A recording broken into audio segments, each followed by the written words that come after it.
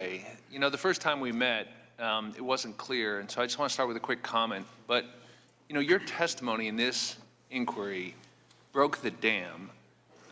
You were the first one through that stone wall that the president was trying to set up. And I just want to thank you for that, because others have followed your example. And there's an old expression that first person through the wall gets a little bit bloody. And I think you must understand that expression in a new way. But thank you. Thank you. I want to ask you about the day you were let go. And I know this is a painful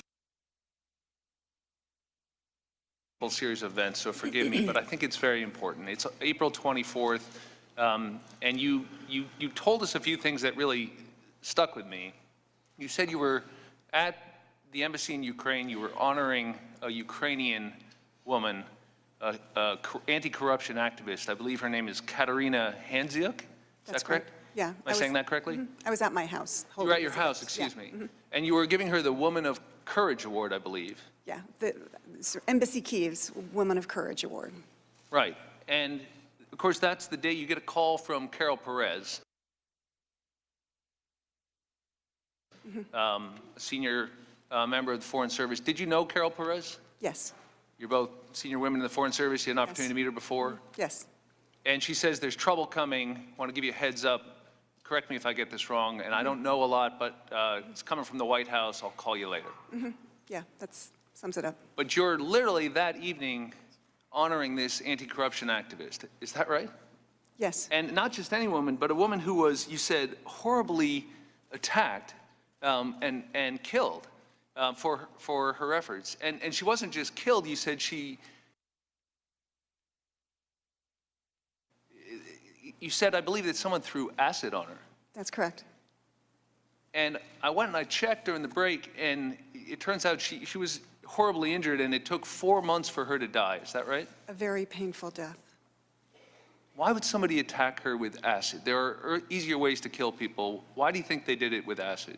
Well, I think they wanted her out of the way, but I think the message was this could happen to you too if you continue her work. That's what happens when you go up against corrupt people in Ukraine.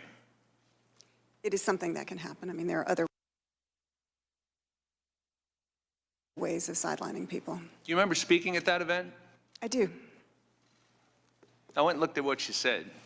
You said, Katerina paid the ultimate price for her fearlessness in fighting against corruption and for her determined efforts to build a democratic Ukraine. Do you remember saying that? Yes. And then your phone rings, and you hear this trouble up the street. And Carol Perez called you back later that night, right? It was 1 a.m., I believe. Yes. Were you sleeping? No. You had stayed up? Yes. To get the phone call? Yes. And that's when she says two things, I believe, that really stuck with me. She said, we're worried about your security. Yes. You've just been honoring a woman who was killed for fighting for her anti-corruption efforts. And she says, you got to get on the next plane. Was she speaking euphemistically, get on the next plane, you know, when you get time? Did she mean literally the next plane?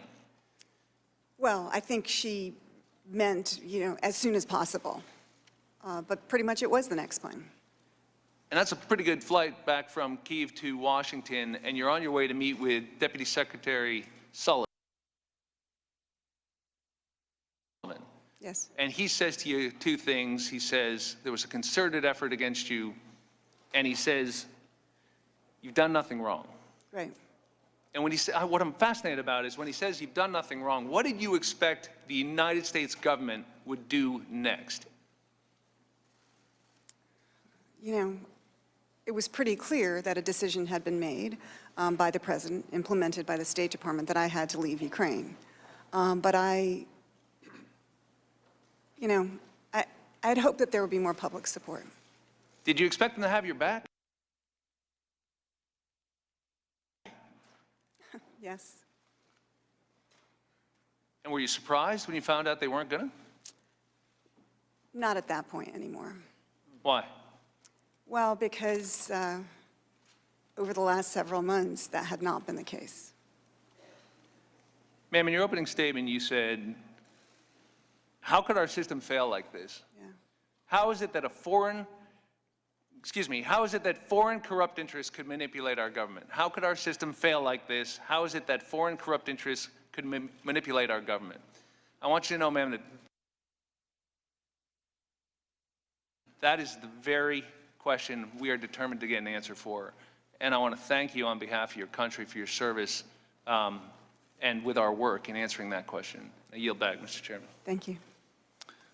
Ms. Demings.